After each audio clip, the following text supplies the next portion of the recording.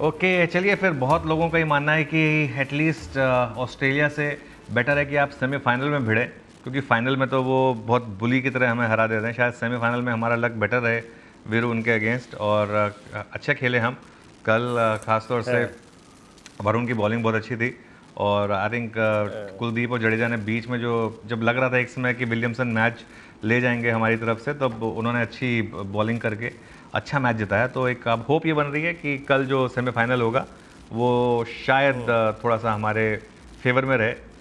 हालांकि बहुत लोग कह रहे थे कि शायद इंडिया और न्यूजीलैंड दोनों ये सोच के खेल रहे थे कि अगर हार भी गए तो दिक्कत नहीं है, क्योंकि शायद दोनों ऑस्ट्रेलिया से बचना चाहती थी। लेकिन मेरा ये मानना है कि प्रोफेशनल टीम ऐसा करती नहीं है, वो हर मैच जीतना चाहती हैं, और होपफुली हम ऑस्ट्रेलिया को हरा पाएंगे वीरू, है ना। बिल्कुल अनुज, कामना यही है, और हमें एक बदला भी लेना है। याद है अनुज, वो 2023 का नवंबर का एक बदला भी लेना है। पर आपने ये सही कहा कि थोड़ा सा ना ऑस्ट्रेलिया के साथ फाइनल्स में दिक्कत होती है। सेमीफाइनल में भिड़ा है तो वो ज़्यादा अच्छा है। बिल्कुल सही कहा आपने, इसमें कोई राय नहीं है। बिल्कुल, कुछ कॉम्बिनेशंस को अवॉइड करना और चाहिए, मैं आपने जैसे कहा, मैं हाँ बिल्कुल बिल्कुल, तो सेमीफाइनल में हरा दें होपफुली। और मुझे याद है काफ़ी पेनफुल था वो दिन जब मैं अहमदाबाद में ही था उस दिन, ऑब्वियसली जब वर्ल्ड कप फाइनल हुआ था। चलिए खैर, अब हमारे ब्रेड एंड बटर बिजनेस पर आते हैं, मार्केट पर। और वीरू, जो चीज़ मैं कह रहा था, एक क्लासिकल बेयर मार्केट ये है इस समय, क्लासिकल बेयर मार्केट। और सबसे बड़ी प्रॉब्लम पता है क्या है? एक एक करके मार्केट के सारे बड़े स्तंभ, जो 4 स्तंभ हैं, बड़े पिलर्स जो हैं मार्केट के, एक एक करके सारे टूट रहे हैं। मैं आपको एग्जांपल देता हूँ। सबसे बड़ा सेक्टर क्या है हमारा? Bank Nifty. बैंक निफ्टी अपने हाई से करीब करीब 11% नीचे। अब 11% बहुत ज़्यादा नहीं है, लेकिन फिर भी 11% के करीब बैंक निफ्टी नीचे है। लेकिन उसके बाद आइए आप बाकी के सेक्टर्स पर। आईटी देखिए आप, आईटी अपने हाई से 19% नीचे है वीरू। और अभी आ रही 2 या 3 महीने पहले ही था जब हमने ऑल टाइम हाई लगाया था आईटी इंडेक्स के ऊपर, वहाँ से हम 19% गिर चुके हैं। रिलायंस, मार्केट का तीसरा सबसे बड़ा पिलर, 25% टूट चुका है अपने हाई से रिलायंस, और अब 52 वीक लो पर रिलायंस। इनफैक्ट फ्राइडे को इसने नया 52 वीक लो भी जड़ा था, 1200 के नीचे बंद हुआ था। तो ये एक और मार्केट की बड़ी दिक्कत है। 25% रिलायंस, भारत का सबसे बड़ा स्टॉक 25% गिर चुका है, मतलब वन फोर्थ। ऑटो इंडेक्स अपने हाई से 26% नीचे है। एफएमसीजी इंडेक्स अपने हाई से 24% नीचे है। आई थिंक कुछ 3-4 स्टॉक्स या 3-4 पॉकेट्स को छोड़ दें अगर, तो ये कहना गलत नहीं होगा कि हम ओवरऑल मार्केट में, आप देखिए मिड कैप और पोर्टफोलियो निवेशकों का पेन समझने की कोशिश करिए सिर्फ इन 2 नंबर से। मिड कैप इंडेक्स अपने हाई से करीब करीब 21% नीचे है, और स्मॉल कैप इंडेक्स अपने हाई से करीब करीब 25% नीचे है। तो ऑन एन एवरेज अगर आप देखेंगे, सारे इंडेक्स 20 से लेके 30% के करीब नीचे हैं। अच्छा, एक और चीज़, जब इंडेक्स 20 से 30% नीचे होते हैं तो लोगों के पोर्टफोलियो जो है ना, वो अमूमन उससे ज़्यादा गिरते हैं। अमूमन पोर्टफोलियो में इस समय लोगों को 40 से लेके 45% तक का नुकसान होगा। अब ये कोई एक रूटीन करेक्शन नहीं रह गई है मार्केट में, अब ये एक ब्रूटल करेक्शन है। और इसमें एक और चीज़ मैं जोड़ देता हूँ, टाइम करेक्शन। एक होता है प्राइस करेक्शन। मार्केट ने अब तक क्या होता था, पोस्ट कोविड के बाद हमने जो भी रैली देखी थी उसमें मार्केट अगर गिरता भी था, एक बार हम 10% पहले भी गिरे थे, लेकिन वो क्या होता था, वो फटाक से गिरता था मार्केट। चाहे वो एक बार अदानी वाला फैक्टर आया था, चाहे वो बजट आया था, चाहे वो इलेक्शन आया था, मार्केट एकदम से गिरता था। हफ्ता नहीं लगता था मार्केट को, 10 दिन मैक्सिमम, 1 महीना, 1.5-2 महीना मैक्सिमम, उसमें मार्केट वापस अपना हाई रिक्लेम करता था। इस बार क्या हो गया है कि ये 7वां महीना चल रहा है, 7 महीने से स्लोली से कहते हैं मार्केट स्लोली, रोज़ आपकी होप होती है, रोज़ मार्केट गिरता है, हर हफ्ते नई होप लेकर आते हैं हम, हर हफ्ते हर महीने एक नए लेवल की बात करते हैं, मार्केट उसको भी तोड़ देता है। हमने कहाँ से शुरुआत की थी? हमने 23,500 से शुरुआत की थी, फिर 23,500 से उसको फिर 23,200 पर लाए, फिर 22,800 पर लाए, फिर 22,500, अब 22,200, 21,800 की बात हो रही है। पता नहीं 21,800 पर भी रुकेगा नहीं रुकेगा। तो सबसे बड़ी दिक्कत ये है कि ये जो करेक्शन हो रही है वीरू, ये बहुत स्लोली लेकिन थकाने वाली करेक्शन बेसिकली, जिसमें छुपने की कहीं भी जगह नहीं है। आप देख लीजिए, एक आध इक्का दुक्का स्टॉक होंगे जहां पर छुपने की जगह होगी, अदरवाइज कहीं भी छुपने की जगह नहीं है। ये एक और दिक्कत की बात है मार्केट के लिए। जी हाँ, जो हायरिंग पेस होते हैं ना, वो बाजार में बिल्कुल नज़ारत है। पर अनुज, आते हैं एक यक्ष प्रश्न पे। एक सेलिंग जो कि अमूमन 3500 करोड़ रुपए की थी, 4,000 करोड़ की थी, क्वांटम यही था कैश सेलिंग का। अभी इंडेक्स की छोड़ देते हैं अनुज, मतलब इंडेक्स शॉर्टिंग को छोड़ते हैं। आई मीन 11,600 करोड़ रुपए। शुक्रवार को जब ये मैंने आंकड़ा पहली बार देखा तो एक बार के लिए मैं भी हिल गया। आखिर इनका इरादा क्या है? ठीक है, चाइना की तरफ पैसे जा रहा है, लेकिन इतनी तीव्रता से ये एग्जिट हाँ है? हाँ, देखिए वीरू वीरू क्या होता है ना, स्टॉक मार्केट का काम ही है इस तरीके से करना। अच्छा, मेरा ना एक वीडियो काफ़ी वायरल हुआ था पिछले हफ्ते, जिसमें मैं ये बात की थी कि भारत से पैसा निकलकर चाइना जा रहा है। ठीक है ना, पहली बात तो ये है कि वो फैक्ट है, और दूसरी बात ये है कि जब पैसा आएगा तो हम उसकी बात भी करेंगे। लेकिन मेरा कोई उसमें मैं ये जोड़ दूं कि कुछ में कोई पॉलिटिकल मोटिव नहीं था, let me be very clear. लेकिन देखिए हो क्या रहा है, आप समझिए एक चीज़ को, एफ भी हमारी तरह इंसान है। अब हम वो उनको नाम देते हैं FIIs, फॉरेन इंस्टीट्यूशनल इन्वेस्टर, हैं तो वो भी आप और मैं जैसी, वो किसी और देश से बिलोंग करते हैं बस। लेकिन जो ह्यूमन नेचर है वो सेम है, उनको भी पैसा कहीं लगाना है, उनको रिटर्न चाहिए, और उनको उतना रिटर्न चाहिए जितना रिटर्न उनकी मार्केट से ज़्यादा आ रहा होगा। जितना रिटर्न उनकी मार्केट में आ रहा है उतना ही अगर उनको मिलना है तो फिर वो क्यों लगाएंगे कहीं और। तो जहाँ जितना उनकी मार्केट में मिलता है उससे 5-6% कहीं ज़्यादा मिल जाए वहीं पे लगाएंगे। अब दिक्कत क्या है ना, आप ईयर टू डेट देखिए, ईयर टू डेट बड़ी मार्केट्स देखिए, हमारी मार्केट फैक्ट ये है कि सबसे ज़्यादा अंडर परफॉर्म कर रही है।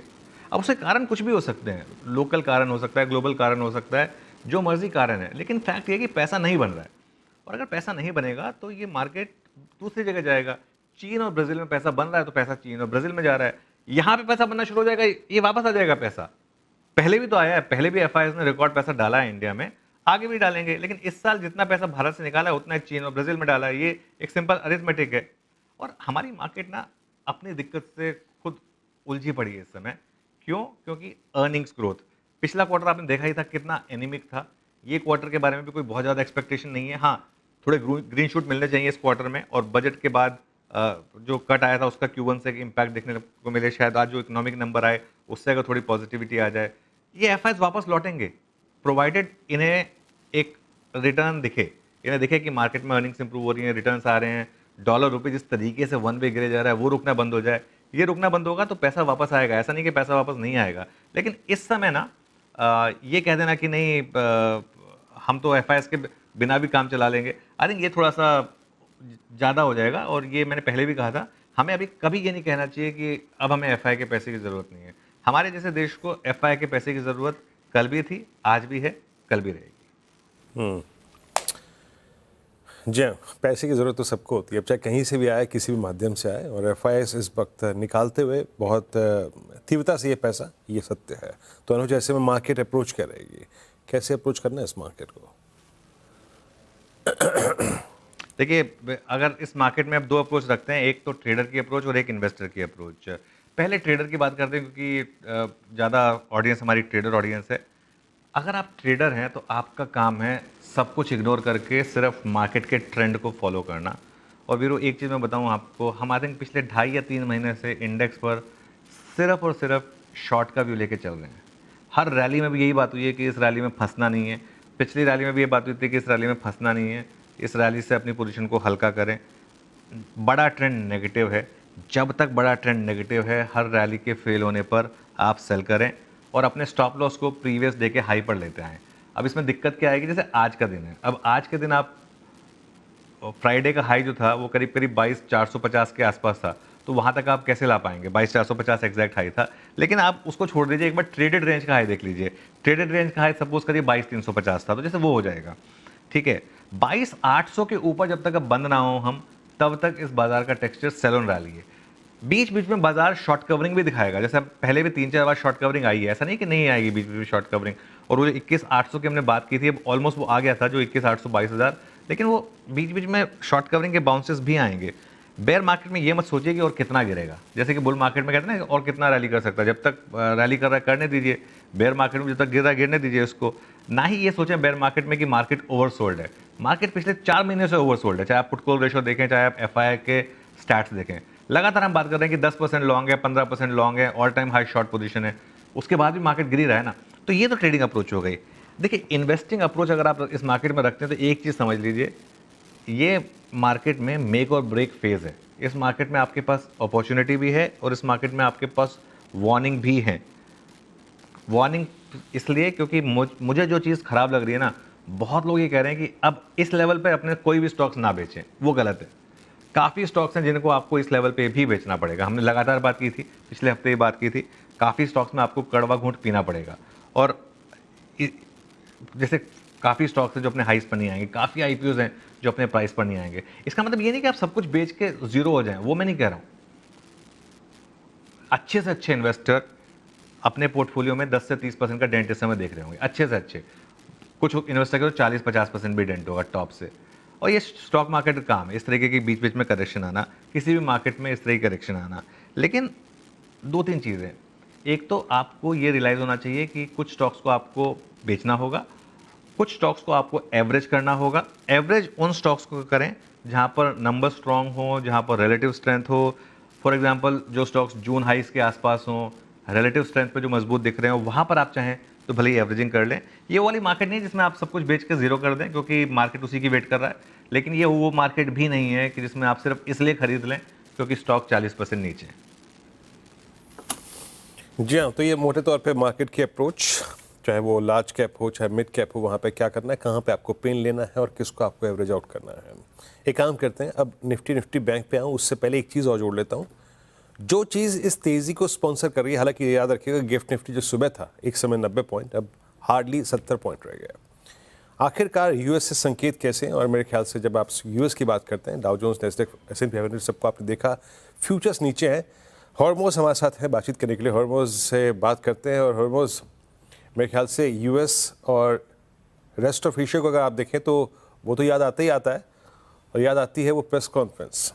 क्या धूम धड़ाकेदार वो प्रेस कॉन्फ्रेंस थी, सब कुछ हुआ जो कि आज तक विश्व ने कभी नहीं देखा था। Hormoz, good morning.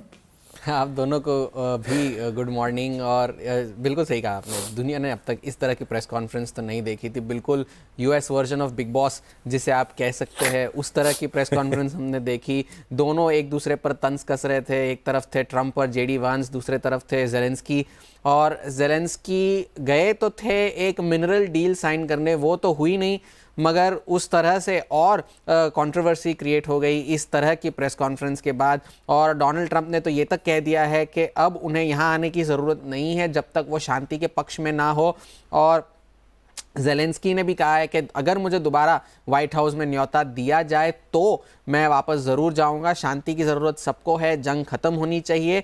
और ये जो है अमेरिका ने ज़ेलेंस्की से ये कहा है कि आप थोड़े से हमारे शुक्रगुजार रहिए कि हमने आपको समर्थन दिया है, आपको एड दी है, आप बिल्कुल नाशुक्र है और इस कारण से हम जो है आपको अब समर्थन नहीं देना चाहते। ये अमेरिका का कहना था यूक्रेन की तरफ। मगर यूरोप के सारे लीडर्स जो है वो ज़ेलेंस्की के पीछे है, उन्होंने कहा है कि हम आपके साथ ही रहेंगे। मगर तो इस तरह से एक गल्फ बनता जा रहा है दोनों, एक यूरोपियन यूनियन और डोनाल्ड ट्रंप के बीच में, क्योंकि अब जो है टैरिफ वहां पर भी लगने हैं, कितने कब लगेंगे क्या लगेंगे उस पर तो कोई क्लैरिटी नहीं है। मगर वो नज़र बनाए रखने की ज़रूरत होगी कि अब क्या कदम उठाएंगे डोनाल्ड ट्रंप यूरोपियन यूनियन को लेकर और उनके टैरिफ्स को लेकर। इस वजह से ज़्यादातर शुक्रवार के सेशन में वॉल स्ट्रीट पर दबाव था। एक तरफ इंडेक्सेस नेगेटिव भी हो गए थे इंट्राडे, मगर फिर बढ़त के साथ बंद हुए, तो उसको हम ज़्यादा रीड थ्रू ना करें क्योंकि इंडेक्स रीबैलेंसिंग हुई, वहाँ भी कुछ बहुत सारे टेक्निकल फैक्टर्स भी थे। उस वजह से जो है सेशन ख़त्म होते होते जो है हमने वो बढ़त देखी और लगभग सारा ही जो है गुरुवार का लॉस जो है शुक्रवार को रिकवर कर गए सारे इंडेक्सेस। मगर महीने दर महीने अगर देखें तो सारे नेगेटिव में बंद हुए हैं। बड़ा ट्रिगर अब ये निकल कर आना है चीन से, क्योंकि नेशनल पीपल्स कॉन्फ्रेंस की शुरुआत होने वाली है 5 तारीख से 5 मार्च को। वहाँ पर GDP के जो है ग्रोथ टारगेट सेट किए जाएंगे। इकोनॉमिस्ट का कहना है कि 5% इस साल के लिए भी लक्ष्य रखा जाएगा, मगर महंगाई का लक्ष्य जो है वो 3% से घटाकर 2% किया जा सकता है और वो 2 दशक में पहली बार ऐसा होने का अनुमान है। और बजट डेफिसिट जो है वो GDP के मुकाबले 3% से बढ़ाकर 4% की जाएगी, जिसकी चर्चा तो पहले भी पिछले साल भी काफ़ी हो चुकी है। मगर इकोनॉमिस्ट ने ये भी चेताया है कि जितने भी मेजर्स चीन अनाउंस करे वो शायद डोनाल्ड ट्रंप के टैरिफ्स को जो है काउंटर करने के लिए काफ़ी ना हो, क्योंकि अतिरिक्त टैरिफ जो है वो कल लगने हैं। और कल एक और ख़ास बात ये भी ध्यान में रखने वाली है कि मेक्सिको ने ये प्रस्ताव रखा है कि आप हम पर टैरिफ नहीं लगाएं तो बेहतर होगा, क्योंकि हम आपने जो चीन पर टैरिफ लगाए हैं उसे मैच करने के लिए हम तैयार है, और अगर ऐसा हो तो आप हम पर टैरिफ ना लगाएं। और US ने कनाडा से भी ये अपील की है कि आप भी इस प्रस्ताव में जुड़ जाइए तो शायद इस टैरिफ को है उस पर थोड़ा सा शायद जो है कंसेशन मिल सके मेक्सिको और कनाडा को। कल का वो दिन है, कल एक 24 घंटे की विंडो है, देखते हैं 24 घंटे में क्या होगा। और एक बड़ा ट्रिगर इस हफ्ते वो है नॉन फार्म पेरोल्स का, यूएस से जो निकल कर आना है, और उससे फेड आगे चल के क्या करेगा उस पर नज़र बनाए रखने की ज़रूरत है। तो ये तो रहा हैंडओवर, ज़्यादा बाजार को रीड थ्रू करने की ज़रूरत नहीं है जिस तरह की स्क्रीन है, मगर ट्रम्प, टैरिफ्स और कल की तारीख को नज़र बनाए रखने की ज़्यादा ज़रूरत है। जी हाँ, बहुत बहुत शुक्रिया। टीटी यानी ट्रम्प टैरिफ। अच्छा अनुज, जब मैं शनिवार को सुबह उठ के पहली बार ये कॉन्फ्रेंस देखा था ना, एक बार के लिए तो मुझे यकीन ही नहीं हुआ। ये सारा का सारा क्रम शुरू हुआ जेलेंस्की साहब के सूट से कि जनाब आप एक राष्ट्राध्यक्ष हैं, आप व्हाइट हाउस में आप सूट क्यों नहीं पहन रहे। लेकिन जाते जाते अनुज हुआ क्या, इसका इम्पैक्ट अब कितने धड़े बन गए इस वर्ल्ड मार्केट के। नहीं बिल्कुल यूएस, यूरोप, बिल्कुल 100%। चाइना, रशिया, काफी मीम्स, हाँ काफी मीम्स बन रहे थे इसमें। और किसी ने ये भी लिखा कि मैन विदाउट सूट, और किसी ने उनके लिए लेकिन बगल में लिखा कि man without suit is better than suit without man. देखिए वीरू, एक चीज़ बताऊं मैं आपको, ये जो डोनाल्ड ट्रंप और जेडी वांस ने जो जिस तरीके से बात की यूक्रेनियन प्रेसिडेंट के साथ, ये ऐसा नहीं है कि कुछ नया है। This is what America is. वो बाइडेन के टाइम पे भी ऐसा नहीं है कि कोई बहुत ज़्यादा उनको अच्छी ट्रीटमेंट मिली होगी। फ़र्क सिर्फ ये है कि इस बार पब्लिकली किया गया। यूएस हमेशा एक बुली रहा है, लेकिन उसने कभी इस तरीके से दिखाया नहीं कि हम बुली हैं। उसने उस दिन दिखा दिया कि हम बुली हैं, है ना। मतलब देखिए, कोई इंसान है जिसके यहाँ पर लड़ाई चल रही है और आप उसे कह रहे हैं कि यू आर नॉट थैंकफुल वो बेचारा बच रहा है। और खैर, लेकिन जो भी है, ये पॉलिटिक्स है वीरू, ये सब कूटनीति होती है। और इसमें डोनाल्ड ट्रंप ने बहुत क्लियरली दिखा दिया कि माई वे और हाई वे, अगर डील करनी है तो मेरे तरीके से होगी, अगर मेरे तरीके की डील पसंद नहीं है तो फिर आप कहीं और जाइए फिर। और ये तक बात हुई थी कि इस प्रेस कॉन्फ्रेंस के बाद उनको बोल दिया गया कि अब आप जाइए यहाँ से, अब हमें ज़रूरत नहीं है आपकी। तो जो भी है, खैर बाकी आई एम श्योर उन्होंने भी कुछ देखा होगा। प्रेसिडेंट और वाइस प्रेसिडेंट है वो भी यूएस के, ऐसे तो है नहीं, कुछ देख के उन्होंने किया होगा। लेकिन जो भी था, इस पर एक फिल्म बनेगी, ओटीटी बनेगा, बहुत कुछ बनेगा। आई थिंक अगले 6 महीने 1 साल में होड़ लगेगी कि पहले कौन फिल्म बनाएगा इसके ऊपर, या पहले कौन ओटीटी बनाएगा इसके ऊपर। हाँ, वो कहते हैं ना, बड़े बेआबरू होकर तेरे गूचे से हम निकले। और इतनी अगर आप देखें इस प्रेस कॉन्फ्रेंस में कहा सुनी हो गई कि उसके बाद उनको बिना किसी प्रकार का भोज करके कराए हुए बाहर भेज दिया गया कि नहीं आप जाइए, आप जा सकते हैं यहाँ से। अच्छा अनुज, आप आते हैं एक बार फिर से कमिंग बैक टू इंडिया। मेरे ख्याल से एक चीज़ और जिसने शायद परेशान किया अदर देन स्टेट्स, एक तो वो यूएस था, और दूसरी बात ये जो सेबी की पूरी चेयरपर्सन माधवी जी के खिलाफ ये केस दर्ज हुआ है, इसको कैसे रीड करेगा बाजार? थोड़ा सा इस पर भी एक कमेंट। वीरू देखिए, वो मैं बताऊं ना आपको, मुझे लग रहा है कि थोड़ी सी एक लोअर कोर्ट की तरफ से एक ओवर एक्साइटमेंट वाला मामला हो गया है शायद, क्योंकि सेबी और बीएसई दोनों ने कहा है कि इस कोर्ट की को चुनौती देंगे वो। और ये मामला पहली बात तो बहुत पुराना है, 1990s का मामला है, ठीक है ना। उसमें सेबी चीफ को, होल टाइम डायरेक्टर्स को, सबको पार्टी बनाना, मतलब मुझे तो हास्यास्पद लग रहा था वैसे। और एक और चीज़, एक जो नेचुरल जस्टिस होता है शायद, वो भी जो सेबी कह रही है कि वो भी नहीं रखने को दिया गया, क्योंकि उनको उनका पक्ष रखने ही नहीं दिया गया सेबी को। तो इस वजह से, प्लस सेबी ये भी कह रही है कि जो शिकायत करता है ये एक सीरियल लिटिगेटर हैं, जिनका शायद काम ही है कि इस तरीके की चीज़ें वो करते हैं। तो इसके लिए मुझे नहीं लगता कि, वैसे भी वो जो कंपनी थी 1994 वाली कैल्स रिफाइनरी, अब तो वो डीलिस्ट भी हो चुकी है, मुझे नहीं लगता कि इससे कुछ बड़ा इम्पैक्ट आएगा। लेकिन हाँ, हेडलाइन जरूर ग्रैब की इसने। कल पूरे शाम हम इसी से जूझ रहे थे कि ये कहाँ से आ गया, यही पता करने की कोशिश कर रही थी आया कहाँ से एकदम से। चलिए, तो इसका अगर आप देखिए बहुत प्रभाव नहीं पड़ेगा, कुल मिला के टेक यहाँ से ये है। चलिए बात है मार्केट के सेटअप पे और निफ्टी बैंक के आउटलुक पर। अनुज, सेटअप और निफ्टी का पहले आउटलुक आज के लिए। बिल्कुल वीरू, पहले सेटअप की बात कर लेते हैं, उसके बाद हम आएंगे निफ्टी और निफ्टी बैंक की अप्रोच पर। वीरू देखिए, सेटअप में एक चीज़ तो बहुत क्लियर है कि मार्केट में सेलिंग ज़बरदस्त है FIIs की। और अब आप चाहे उसको जो मर्जी नाम दे दें, चाहे आप उसको MSCI का फैक्टर मान लें, चाहे आप कुछ भी कह लें, लेकिन 11,000 करोड़ की सेलिंग का नंबर देखकर एक बार के लिए तो दिल थोड़ा सा आपका मायूस होगा। हालांकि हमारे DIS पूरी कोशिश कर रहे हैं उसको कॉम्पनसेट करने की, 12,000 करोड़ की बाइंग, लेकिन ये 28 नवंबर के बाद सबसे बड़ा सेल नंबर है, जैसा कि हम पहले भी एक्सप्लेन कर रहे थे। उसके अलावा आप देखिए पोजिशनिंग, ये बार्स आ गया आपके स्क्रीन पर, ये देखिए कितना बड़ा बार, एकदम बुर्ज खलीफा जैसा बार बना है यहाँ पर नेगेटिव साइड पर। इसके बाद आ जाइए आप पोजिशनिंग पर, और पोजिशनिंग में देखिए आप FIs ने फिर शॉर्ट्स जोड़े हैं, ये आएगी प्लेट में, और उसके बाद अगली प्लेट जिसमें चेंजेस आएंगे। कुल मिलाकर 15,000 के करीब शॉर्ट जोड़े गए हैं अगर आप परसों का डेटा पॉइंट देखेंगे FIs की तरफ से। और अगर आप इंडेक्स फ्यूचर्स में सेलिंग देखेंगे तो काफ़ी बड़ी सेलिंग है, 2,500 करोड़ की। हालांकि स्टॉक फ्यूचर्स में बाइंग हुई है वीरू, 3400 करोड़ के करीब की स्टॉक फ्यूचर में बाइंग हुई है। ये अपने आप में एक इंटरेस्टिंग आंकड़ा है। लेकिन इंडेक्स फ्यूचर्स में निफ्टी में ज़बरदस्त सेलिंग है, 2100 करोड़ की निफ्टी में सेलिंग है और 260 करोड़ की बैंक निफ्टी में सेलिंग है। वो टेबल आएगी आपकी स्क्रीन पर। और इसके बाद आइए आप जरा अब लॉन्ग शॉर्ट पर, तो 600 लॉन्ग कम हुए, वो इंपॉर्टेंट पॉइंट नहीं है, लेकिन 14,400 शॉर्ट ऐड हुए, तो यानी कि कुल मिलाकर नेट 15,000 शॉर्ट ऐड हुए। और 1,73,000 शॉर्ट के मुकाबले अब हम 1,88,000 पर हैं। ध्यान रखिएगा, ये तो खैर ग्राफिकल फॉर्म में आ गया, आप टेबल फॉर्म में देखिए। ध्यान रखिएगा, एक्सपायरी से एक दिन पहले हम 2 लाख कॉन्ट्रैक्ट पर थे शॉर्ट साइड पर, उसके बाद सीरीज के दूसरे दिन ही ऑलमोस्ट वापस 2 लाख पर आ जाना, ये अपने आप में बता रहा है कि शॉर्ट्स का कॉन्फिडेंस कितना ज़बर है।